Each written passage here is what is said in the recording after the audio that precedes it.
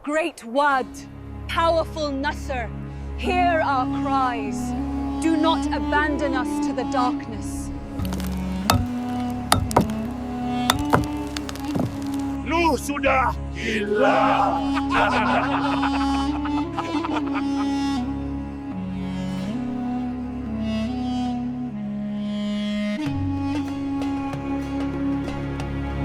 Sebelum diutusnya Nabi Nuh alaihissalam, manusia sejatinya masih berada di atas fitrah tauhid. Mereka mengenal Allah sebagai Tuhan yang Esa, sebagaimana ajaran Nabi Adam dan keturunannya. Namun seiring berlalunya waktu, jarak antara manusia dengan wahyu semakin jauh, dan ilmu agama perlahan memudar. Ketika ilmu hilang, kebodohan mengambil alih, dan disitulah setan mulai menanamkan tipu dayanya. Awal mula kesyirikan tidak datang dalam bentuk penolakan terang-terangan terhadap Allah. Ia datang dengan cara yang halus dan tampak baik. Di tengah masyarakat, hidup orang-orang soleh yang dicintai dan dihormati. Ketika mereka wafat, manusia merasa kehilangan sosok teladan. Kesedihan itu kemudian dimanfaatkan oleh setan untuk menyesatkan manusia secara bertahap. Al-Quran menyebutkan nama-nama berhala besar di zaman Nabi Nuh. Dan mereka berkata, jangan sekali-kali kamu meninggalkan Tuhan-Tuhanmu, dan jangan pula meninggalkan Wad, Suwa, Yahuth, Ya'uq, dan Nasr. Quran Surat Nuh ayat 23. Inilah awal mula penyembahan berhala di muka bumi, bukan karena manusia membenci Allah, tetapi karena mereka terlalu mengagungkan makhluk hingga melampaui batas. Apa yang awalnya sekadar simbol untuk mengenang, berubah menjadi sesembahan yang dimintai pertolongan, rizki, dan perlindungan. Berhala-berhala itu memiliki kedudukan besar di tengah masyarakat. Setiap patung menjadi simbol suku, kebanggaan, dan identitas. Bahkan, pemuka-pemuka kaum menjadikan penyembahan berhala sebagai alat untuk mempertahankan kekuasaan. Jika tauhid ditegakkan, maka runtuhlah pengaruh mereka atas manusia. Maka kesyirikan tidak hanya menjadi keyakinan, tetapi juga sistem sosial yang menguntungkan segelintir orang. Allah menggambarkan betapa kuatnya pengaruh para pemimpin yang menyesatkan ini. Dan mereka mengikuti perintah orang-orang besar mereka. Dan orang-orang besar itu tidak menambah kepada mereka selain kesesatan. Masyarakat hidup dalam kebiasaan menyimpang yang dianggap normal. Kebenaran terasa asing, sedangkan kebatilan diwariskan sebagai tradisi. Ketika ada yang mengingatkan tentang Allah yang Maha Esa, mereka menjawab, kami hanya mengikuti apa yang kami dapati dari nenek moyang kami. Pola ini berulang dalam sejarah umat manusia. Kesyirikan tersebut melahirkan kerusakan akhlak. Ketika manusia tidak lagi merasa diawasi oleh Allah, maka hawa nafsu menjadi penguasa. Kezoliman merajalela, yang kuat menindas yang lemah, dan manusia hidup tanpa batas moral yang jelas. Al-Quran menggambarkan bahwa bumi telah dipenuhi oleh kezoliman sebelum datangnya azab besar. Dalam kondisi seperti inilah, Allah memandang bahwa umat manusia berada di ambang kehancuran spiritual. Jika tidak ada seorang Rasul yang mengingatkan, maka manusia akan binasa, bukan hanya secara fisik, tetapi juga secara iman. Maka Allah, dengan rahmatnya, tidak membiarkan manusia tenggelam dalam kesesatan tanpa peringatan. Di saat kegelapan tauhid menyelimuti bumi, Allah memilih seorang hamba yang sabar, lembut, dan teguh. Seorang nabi yang kelak akan menghadapi penolakan terpanjang dalam sejarah kenabian. Dialah Nabi Nuh alaihissalam. Ketika kesyirikan telah mengakar kuat dan manusia semakin jauh dari tauhid, Allah tidak membiarkan bumi tanpa peringatan. Dengan rahmat dan keadilannya, Allah memilih seorang hamba dari kalangan mereka sendiri, agar seruannya mudah dipahami dan tidak memiliki alasan untuk ditolak. Maka diutuslah Nabi Nuh alaihissalam sebagai Rasul pertama yang diutus kepada umat manusia setelah terjadinya penyimpangan besar dalam akidah. Allah berfirman, sungguh kami telah mengutus Nuh kepada kaumnya dengan perintah, berilah peringatan kepada kaummu sebelum datang kepada mereka azab yang pedih. Quran Surat Nuh ayat 1. Tugas Nabi Nuh bukanlah tugas yang ringan. Ia datang membawa peringatan di tengah masyarakat yang telah merasa mapan dengan kesesatan. Kaumnya tidak merasa membutuhkan perubahan, karena kebatilan telah diwariskan sebagai kebenaran. Namun Nabi Nuh tetap menyampaikan risalah dengan penuh kasih sayang, sebagaimana seorang ayah menasehati anaknya. Seruan Nabi Nuh sangat jelas dan tidak berbelit-belit. Ia mengajak kaumnya kembali kepada fitrah. Wahai kaumku, sembahlah Allah. Sekali-kali tidak ada Tuhan bagimu selain Dia. Quran Surat Al-A'raf 59. Beliau tidak meminta harta, kedudukan, atau balasan dunia apapun. Semua itu ditegaskan agar kaumnya memahami bahwa dakwah ini murni karena Allah. Ia berkata, "Aku tidak meminta imbalan apapun kepada kalian. Imbalanku hanyalah dari Tuhan seluruh alam." Namun justru keikhlasan inilah yang membuat para pemuka kaum merasa terancam. Mereka khawatir kehilangan pengaruh, kekuasaan, dan penghormatan yang selama ini mereka nikmati. Maka mereka mulai menentang dakwah Nabi Nuh dengan berbagai cara, mulai dari meremehkan, menuduh, hingga menghasut masyarakat agar menjauhinya. Mereka berkata dengan penuh kesombongan, "Kami tidak melihatmu melainkan seorang manusia seperti kami, dan kami tidak melihat orang-orang yang mengikutimu kecuali orang-orang yang hina lagi rendah di antara kami." Quran Surat Hud ayat 27. Pengikut Nabi Nuh memang kebanyakan berasal dari kalangan lemah, orang miskin, tertindas, dan mereka yang hatinya masih hidup. Namun di sisi Allah, kemuliaan tidak diukur dari harta atau status sosial, melainkan dari iman dan ketakwaan. Rasulullah SAW bersabda, "Sesungguhnya Allah tidak melihat kepada rupa dan harta kalian, tetapi Dia melihat kepada hati dan amal kalian." Kaum Nabi Nuh juga menuntut bukti yang keliru. Mereka berkata bahwa jika Nabi Nuh benar-benar utusan Allah, seharusnya ia adalah malaikat atau manusia dengan kedudukan luar biasa. Padahal Allah dengan sengaja mengutus para rasul dari kalangan manusia agar dapat menjadi teladan nyata dalam kehidupan. Allah berfirman, "Dan kami tidak mengutus sebelum engkau Muhammad, melainkan orang-orang lelaki yang kami beri wahyu." Meski menghadapi penolakan, hinaan, dan ancaman, Nabi Nuh tidak pernah berhenti berdakwah. Ia tidak menyampaikan risalah hanya di mimbar atau tempat umum, tetapi juga mendatangi rumah-rumah, berbicara secara pribadi, dan menyesuaikan pendekatan sesuai keadaan kaumnya. Beliau sendiri mengadukan perjuangannya kepada Allah. "Ya Tuhanku, sungguh aku telah menyeru kaumku malam dan siang." Ini menunjukkan bahwa dakwah Nabi Nuh bukanlah dakwah sesaat, melainkan perjuangan seumur hidup. Ia berdakwah dengan sabar, meskipun hasilnya sangat sedikit. Namun bagi seorang nabi, ukuran keberhasilan bukanlah banyaknya pengikut, melainkan tegaknya hujah di hadapan Allah. Dengan penuh keteguhan, Nabi Nuh terus melangkah. Setiap penolakan tidak memadamkan semangatnya, justru semakin menguatkan tekadnya untuk menyampaikan risalah hingga akhir hayat. Dan dari sinilah dimulai salah satu periode dakwah terpanjang dan tersulit dalam sejarah umat manusia. Sebuah dakwah yang kelak akan berlangsung selama ratusan tahun, hingga Allah sendiri menetapkan keputusannya. Tidak ada kisah kesabaran dalam dakwah yang melebihi kisah Nabi Nuh alaihi salam. Allah sendiri menyebutkan bahwa beliau hidup dan berdakwah di tengah kaumnya selama 950 tahun. Bukan sekedar angka, tetapi sebuah rentang waktu yang mencakup lahir, tumbuh, menua, dan wafatnya generasi demi generasi manusia. Sementara Nabi Nuh tetap berdiri di tempat yang sama, menyeru kepada tauhid yang sama. Anak-anak yang dahulu mendengar dakwahnya tumbuh dewasa, mereka menjadi orang tua, lalu meninggal dunia. Namun pesan yang mereka wariskan bukanlah iman, melainkan peringatan agar menjauhi Nabi Nuh. Setiap generasi baru telah dipenuhi prasangka sebelum sempat mendengar kebenaran. Meski demikian, Nabi Nuh tidak pernah lelah. Ia kembali memulai dakwahnya dari awal, seolah tidak pernah disakiti oleh penolakan sebelumnya. Penolakan itu semakin keras. Nabi Nuh diejek, dicemooh, bahkan dituduh sebagai orang gila dan pendusta. Namun semua hinaan itu tidak pernah memadamkan cahaya keimanannya.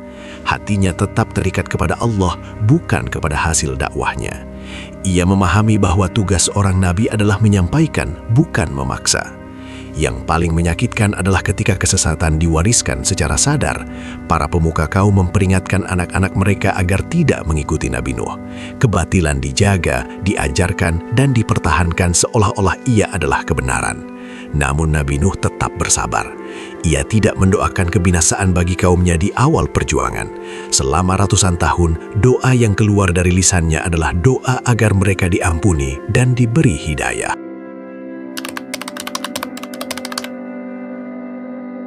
Setelah ratusan tahun menyeru dan bersabar, datanglah keputusan dari langit. Allah mewahyukan kepada Nabi Nuh bahwa kaumnya tidak akan lagi beriman selain mereka yang telah beriman sebelumnya. Pintu harapan bagi kaum yang membangkang itu ditutup, bukan karena kezoliman Allah, tetapi karena hati mereka sendiri yang telah mengeras. Lalu turunlah perintah yang tidak pernah terlintas dalam akal manusia saat itu. Nabi Nuh diperintahkan membuat sebuah bahtera besar, bukan di tepi laut, bukan pula di sungai, melainkan di daratan kering. Allah sendiri yang membimbingnya, bagaimana bentuknya, ukurannya, dan bagaimana ia harus dibangun. Semuanya berada dalam pengawasannya. Allah berfirman, "Dan buatlah bahtera itu dengan pengawasan dan wahyu kami, dan janganlah engkau berbicara denganku tentang orang-orang yang zolim itu, karena sesungguhnya mereka akan ditenggelamkan." Dengan tangan seorang nabi dan hati yang penuh tawakal, Nabi Nuh mulai mengerjakan bahtera itu. Setiap palu yang diketuk bukan sekadar kerja fisik, melainkan wujud ketaatan total kepada perintah Allah. Namun, ketika kaumnya melewati beliau, mereka menertawakan dan mengejek. "Apakah engkau kini menjadi pembuat kapal?" kata mereka dengan nada merendahkan. Allah menggambarkan peristiwa ini dengan sangat jelas. Dan Nuh membuat bahtera itu. Dan setiap kali pemuka kaumnya berjalan melewatinya, mereka mengejeknya. Quran Surat Hud ayat 38. Nabi Nuh tidak membalas ejekan dengan kemarahan. Ia menjawab dengan keyakinan yang tenang. Jika hari ini mereka menertawakan, maka akan datang hari ketika kebenaran itu sendiri yang berbicara. Bahtera terus dibangun, papan demi papan disusun, sementara langit masih cerah dan duri belum menunjukkan tanda apapun. Di hadapan mata manusia, apa yang dilakukan Nabi Nuh tampak seperti kegilaan. Namun di sisi Allah, itu adalah persiapan keselamatan. Sebuah kapal yang kelak menjadi saksi bahwa ketika perintah Allah datang, yang menyelamatkan bukanlah logika, melainkan ketaatan.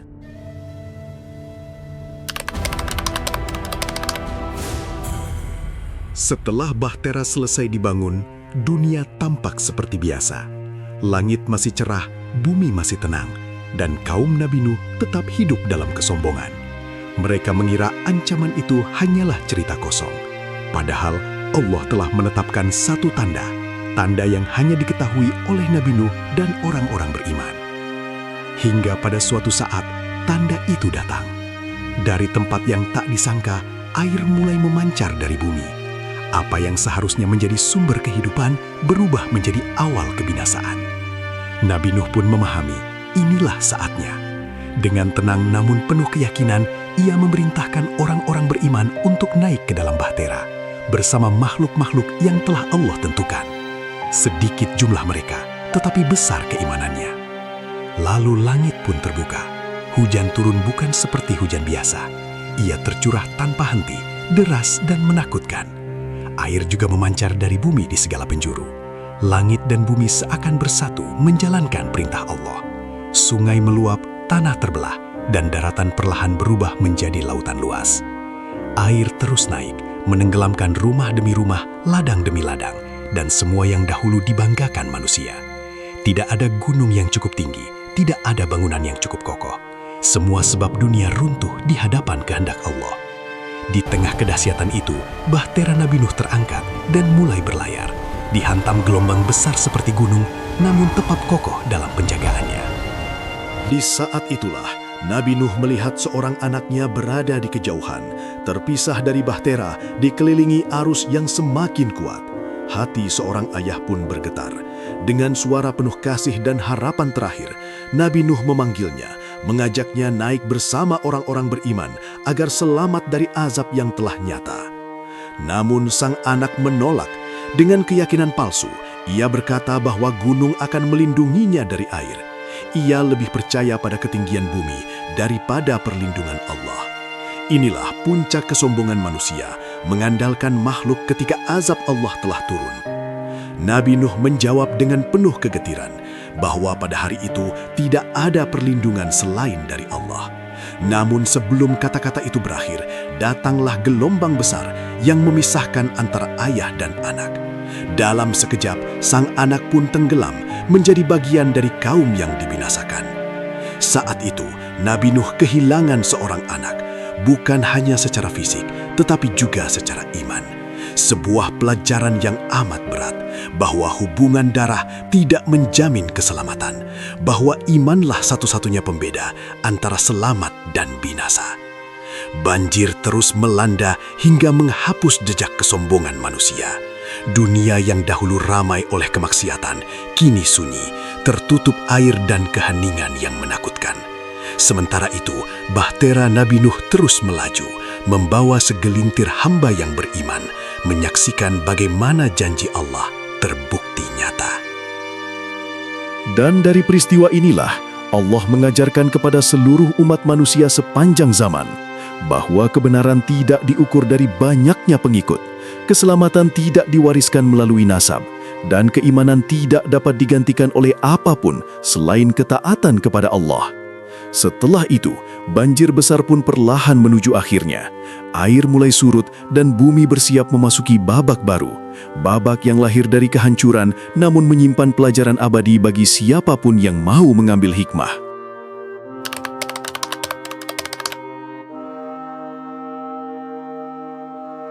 Setelah kehancuran besar yang menenggelamkan dunia, Allah menetapkan berakhirnya banjir itu.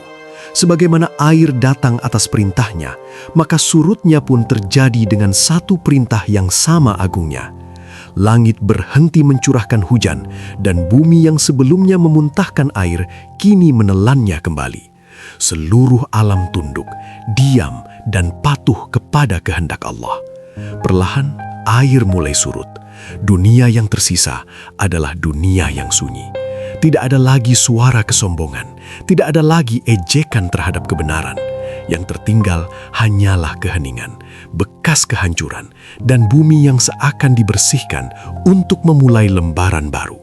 Sebuah dunia tanpa manusia yang membangkang, tanpa kezoliman yang dahulu merajalela. Di tengah kesunyian itu, bahtera Nabi Nuh akhirnya berhenti. Kapal yang dibangun dengan ketaatan dan kesabaran itu berlabuh di sebuah gunung. Berlabuhnya bahtera bukan sekadar akhir perjalanan, tetapi penegasan bahwa keselamatan hanya datang melalui ketaatan kepada Allah, bukan karena kekuatan, kecerdikan, atau kedudukan manusia.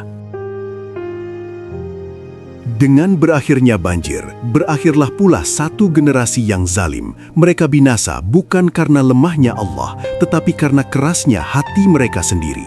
Dunia menjadi saksi bahwa kesombongan, sekuat apapun, tidak akan pernah mampu berdiri di hadapan keadilannya.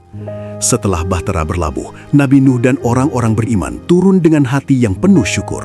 Mereka menyadari bahwa keselamatan yang mereka rasakan bukan hasil usaha semata, melainkan rahmat Allah yang meliputi siapa saja yang taat dan berserah diri. Dari merekalah kehidupan kembali dimulai, membawa amanah tauhid yang sempat dilupakan manusia. Peristiwa ini menandai berakhirnya satu zaman dan dimulainya zaman yang baru. Zaman di mana manusia diberi kesempatan kembali untuk mengenal Tuhannya, belajar dari kehancuran masa lalu, dan menapaki bumi dengan iman dan ketundukan. Dan kisah ini bukan hanya cerita tentang masa silam, ia adalah cermin bagi setiap hati, bahwa ketika manusia berpaling dari Allah, kehancuran menanti. Namun ketika ia kembali taat dan berserah diri, rahmat dan keselamatan selalu terbuka. Semoga Allah menjadikan kita termasuk hamba-hambanya yang sabar dalam ketaatan, teguh dalam iman, dan diselamatkan dari gelombang kesesatan.